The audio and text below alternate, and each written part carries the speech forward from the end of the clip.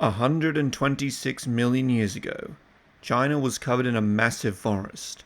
This area is filled with all kinds of dinosaurs, birds, pterosaurs, and mammals. On the forest floor, one member of this forest is making a big commotion.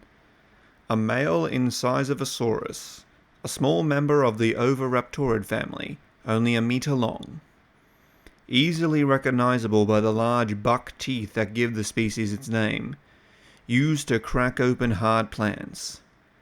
This male is letting out a series of chirping sounds and flapping his arms to show off his feathers, trying to draw the attention of any nearby females. It is the mating season, and the forest is filled with the calls of male Incisivosaurus trying to make the most noise and put on the best show. Our male has only just begun, and already he may be in luck. Out of the undergrowth comes a female Incisivosaurus. The females have far less colourful feathers than the males, and now that he has her attention, he begins to display properly. He jumps into the air and ruffles his feathers, and while holding his mouth wide open and continuing his call. He jumps as high as he can to show his strength and displays his feathers to signal his health. So far, the female hasn't run away, so this is good. He then stands steady on the ground and bobs his head up and down while flapping his arms, giving her the opportunity to get closer to him. However, when he raises his head up, the female has completely vanished. The rustling of leaves the only clue to her disappearance. So his first try didn't work out. That was fine with him. Then in the blink of an eye, the Incisivosaurus's head is bitten clean off of his body by a sudden and completely unseen predator. Just like that, the small dinosaur's life comes to an end, and his body falls to the ground, still twitching. The culprit is an adolescent Eutyrannus. At 2 meters long, he is nowhere near his adult size, but easily large enough and powerful enough to decapitate his prey in one strike.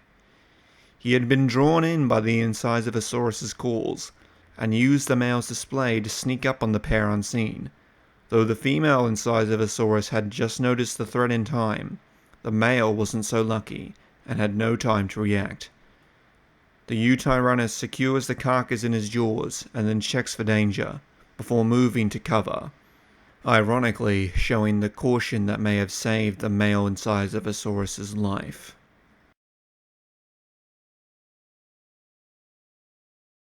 Hello everyone and welcome back. Today we will be breaking down another creature requested by a viewer, Incisivosaurus.